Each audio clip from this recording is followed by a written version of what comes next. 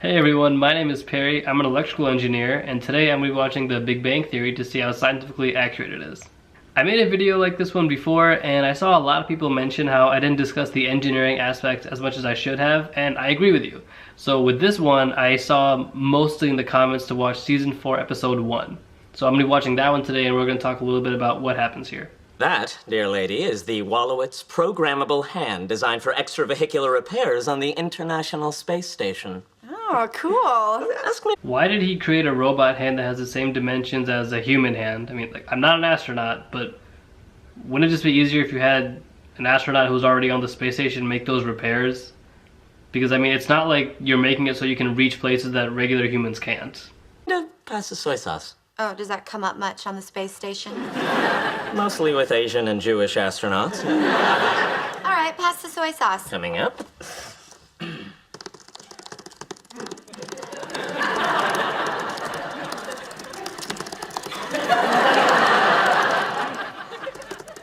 Sounds work. I don't know how fast Howard is able to type, but to program all of that motion on the spot is very, very unlikely. A very mundane task for humans is just pick up an object from a table and then move it to a different table somewhere in the same room. But for a robot, you have to program each one of those individual motions and then execute them all in sequence of each other. So if you have a table and it has multiple objects on there, the robot first has to know which object it has to pick up. And then you have to tell it where the object is relative to the other objects on the table. And depending on the arm, like sometimes some robot arms just have like a C shape. So if you're gonna grab it like horizontally or vertically, how much force are you gonna apply when actually grabbing the object to make sure it doesn't fall out of the robot hand, the height that the robot has to go down to pick up the object, the height it has to come back up to lift it, and the distance to travel to place it somewhere else. All of these things have to be programmed, and you have to figure out how this is all going to work together, because if one of those steps goes wrong, the rest of the process following it will all be affected. Just wait. You realize, Penny, that the technology that went into this arm will one day make unskilled food servers such as yourself obsolete. There is a little bit of truth behind that. Maybe just not a straight up arm, but yeah, a lot of jobs will just become automated through machine technology. And it's not because engineers want to put people out of jobs, it's just the machine will do it better, and it's a lot less, there's many more advantages for using a machine as opposed to a human. There are a lot of truck drivers in this country, and the amount of accidents that they get in are tremendous. Like they get into many accidents every day. However, if you just have a robot driving that truck, the robot does not care if it didn't have its morning coffee this morning. The robot doesn't care that it was tired. All it cares about is, do I have enough battery to keep going, and do I know where to go using a GPS? And if it gets into an accident, no one died. You just gotta pick up the spare parts and put it back together. Really? They're gonna make a robot that spits on your hamburger?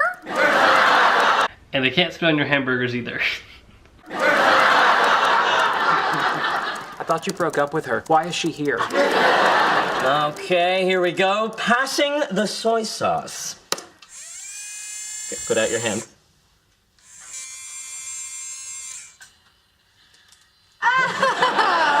That's amazing. That actually is amazing only because he did all that on the spot. I mean, picking up just the food container, because they have like a little metal bar that you can just grab for that and lift it up. But individual soy sauce packets, that'll be a little more difficult. And like I said, he had to actually program like how deep to reach in the bag. Like he had to identify the packets of soy sauce apart from everything else that's in there, like napkins or utensils or things like that. He had to grip them with the 5 fingers, lift them up, and then move them using a sensor to determine when to stop moving it and then let go of all the packets. That is pretty like coding intensive. That's amazing. I wouldn't say amazing. At best, it's a modest leap forward from the basic technology that gave us Country Bear Jamboree. Hey, Sheldon? Yes.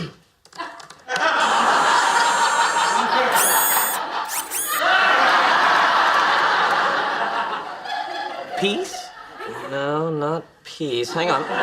The robot should not be making that much noise. I mean, I understand that there's a mechanical movement going on, but if that's happening every time the robot moves, you might want to check to see if it's like something that shouldn't be happening. Oh, God, that feels so good.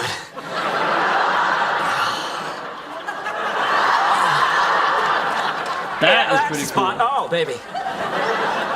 Howard, dinner's ready! I'll eat later. I'm busy. Oh, yeah, just like a real hand.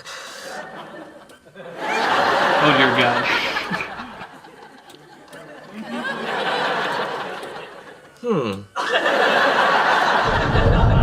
Having watched some of the other episodes in this show, I think this is like the precursor of when Howard makes his robot girlfriend.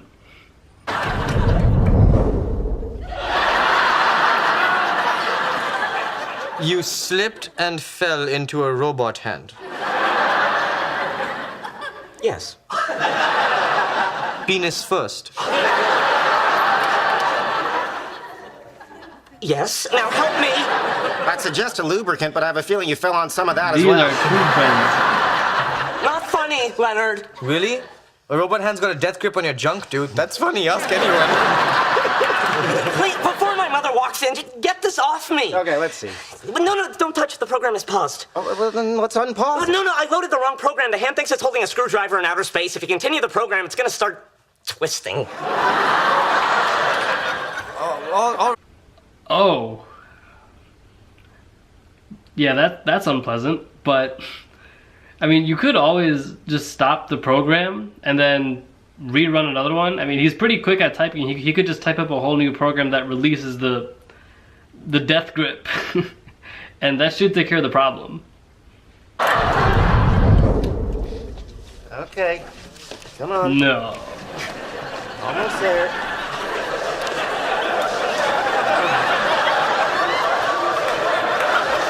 Don't tug. No tugging. Next time, take your own advice. Excuse me, could you help us out? Wait, how do they even, like, how do they move him in the car like that? Or how they got him there? My, what do we have here? I slipped and fell. Yeah, we get that a lot. What is this? It's a robot arm.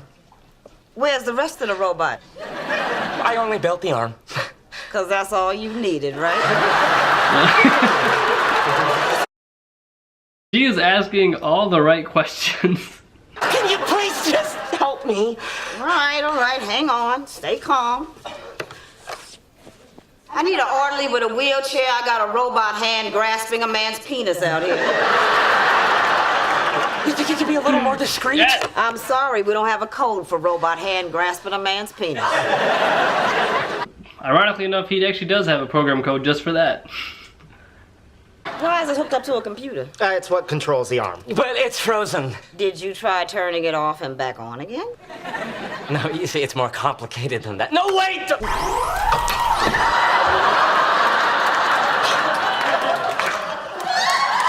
The reason that most electronic devices will function properly after you turn them off and then back on is because you're resynchronizing all of the computer's basic functions so they can run smoother together. For example, imagine that you're playing chess and there's a bishop which can only stand one color square the entire game. Accidentally you move it to a different color square, which can also be a glitch. What'll happen is that the longer the chess game goes on, that little mistake actually escalates and becomes bigger and bigger with each passing turn. It'll get to a point where it's very, very difficult to backtrack and figure out when that mistake was made and then to fix it. To make matters easier, if you just reset the board or restart your computer, you get back to a part of the game where everything is going to run as smoothly as possible. I've said it before, I love this show. I think it's actually really funny and I really enjoy watching it.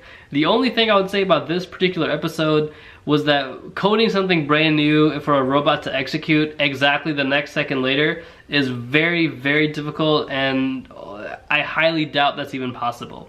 But it was still really fun to watch. I really enjoyed the show, and I'm actually upset that they're gonna cancel it soon. Man, I just binge watched so many of these episodes that I love it. I hope you guys enjoyed that, and until next time, stay fresh, stay golden.